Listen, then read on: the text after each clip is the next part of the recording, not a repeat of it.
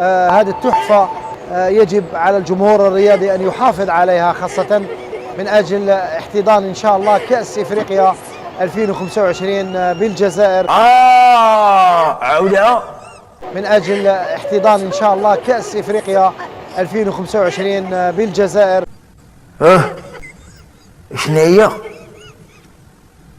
عودة من أجل احتضان إن شاء الله كأس إفريقيا 2025 بالجزائر.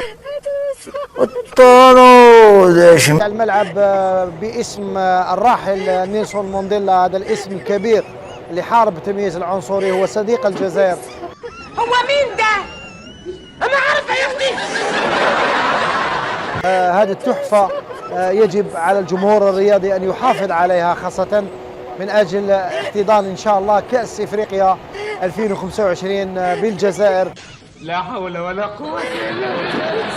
لأنه هذا سيلعب دور كبير.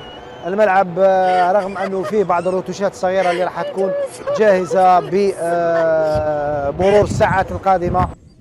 كيف ما كيخفاش عليكم كاملين، الانسان اللي كيستهلك بصار اكثر من 4 مرات في النهار، اكثر من 5 وجبات، كتقدر الله يستر تطلع عليه البيصاره للراس وتاثر ليها الافكار ديالو، وبدا يقول شي حوايج لا يتقبلها العقل والعياذ بالله. اليوم هذه التحفة يجب على الجمهور الرياضي أن يحافظ عليها، خاصة من أجل احتضان إن شاء الله كأس إفريقيا 2025 بالجزائر.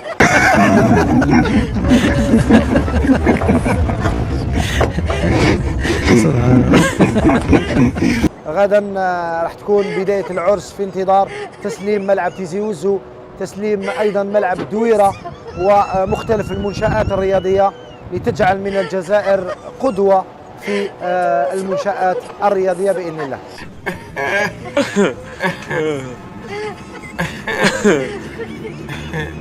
لأنه هذا سيلعب دور كبير.